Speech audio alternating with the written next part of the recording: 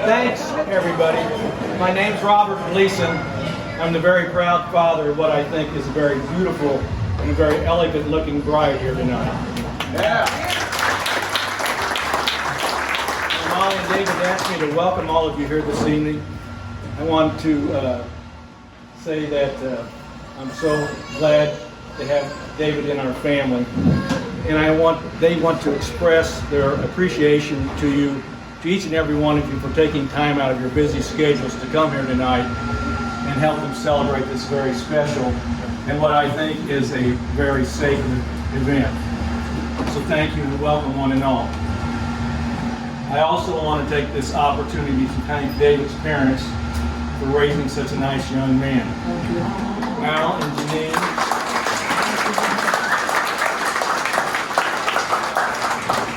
Al and Janine, I can't begin to tell you how delighted Nina and I are to have a young man of the caliber of David to be a part of our family now.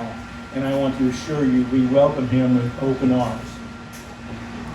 Now, I thought about regaling all of you tonight with some stories about my daughter Molly growing up on the farm, climbing trees, shooting BB guns, hiking those tall hills down in Pike County with all of her cousins and her sisters.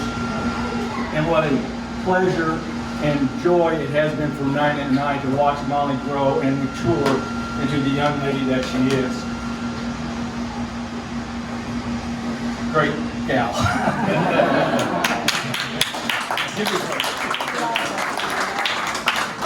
But I realized to tell you those stories would be a little emotional for me, especially tonight. And so I decided to share with you a true story about my new son-in-law, David. Yeah. Now, I've never told this story to anyone else but my wife. Not even David and Molly have ever heard this information before.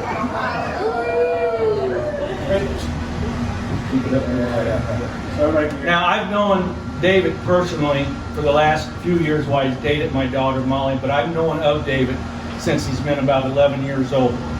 I can remember going to West Lincoln Broadwell Gymnasium to watch the Wolverines of West Lincoln take on my hometown team, the running, gunning Redbirds of Elkhart, in a 7th grade basketball contest. And while sitting in the bleachers watching the game, there was this one young man playing for West Lincoln, this pale-faced, this skinny, scrawny young man that I really liked the way he played the game.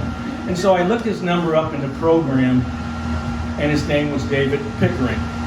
And I thought to myself, this young man is going to be a force to reckon with at Lincoln High School, playing for the Lincoln Railers, if he just grows a little bit. If he just grows a little bit. Now, flash forward about 6 years. David's now a senior at Lincoln High School, and I'll be darned if he didn't grow. And he's now a 6'1", lean, mean basketball machine.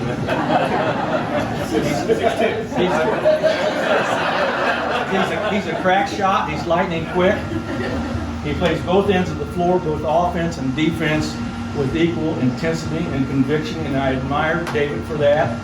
Very unselfish ball player. In fact, he's the kind of ball player that when he's on the basketball court, he made his teammates better basketball players.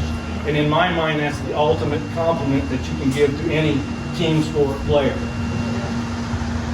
It's a great job, David. Now, at the same time that David made himself into one of the best basketball players in the Central State 8 Conference, I want you to realize that I have at home in my household not one, not two, but 3 teenage daughters. And like most households with teenage daughters, teenage boys come drifting in and out. Now, most of the young men that came to our house were very nice young men, but I will tell you there were a couple of doozies.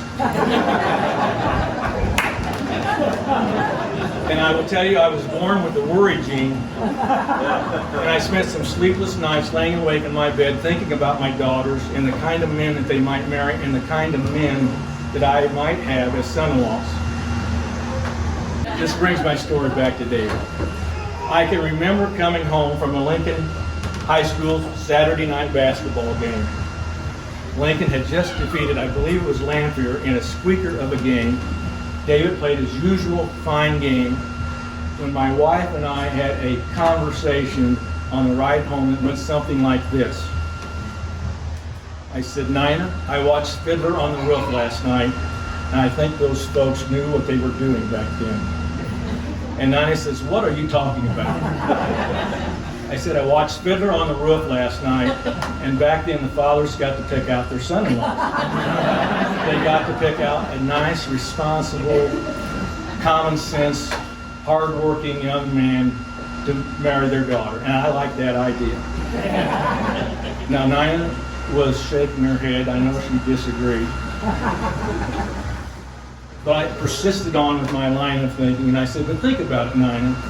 With my experience, my knowledge, my wisdom, and wherewithal, I could pick out the perfect son-in-law for us.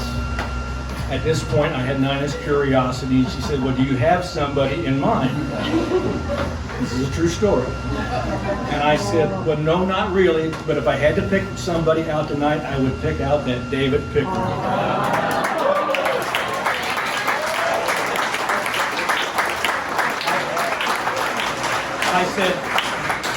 I said, I just like the way he plays the game of basketball. I like his mannerisms and his conduct on the court.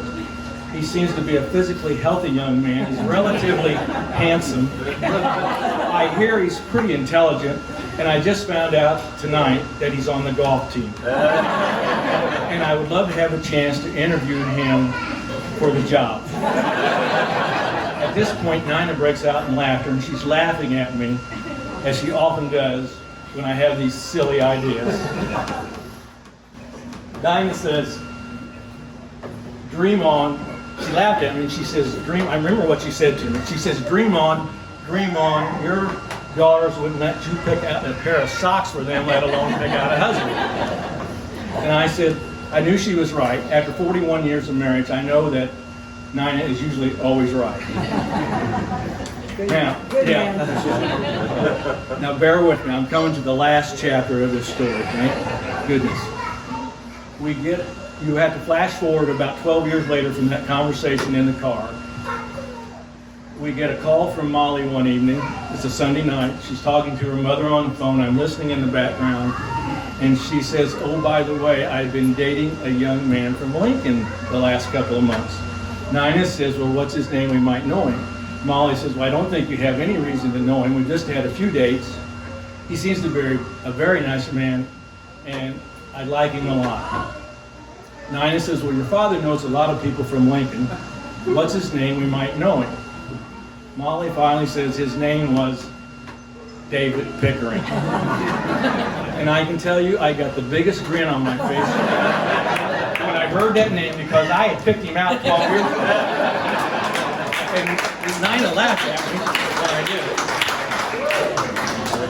it. But the moral of this true story is this, that dreams really can come true. You just have to have patience. And with that, I would ask you to please rise, raise your glasses, and I would like to propose a toast to my new son-in-law, David, and his lovely bride, my daughter, Molly Marie Gleason-Pickering.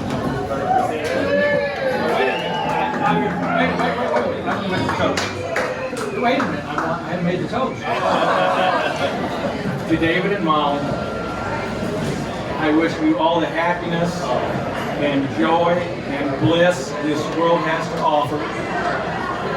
And I wish that you be fruitful and multiply. Congratulations, David and Molly. Cheers.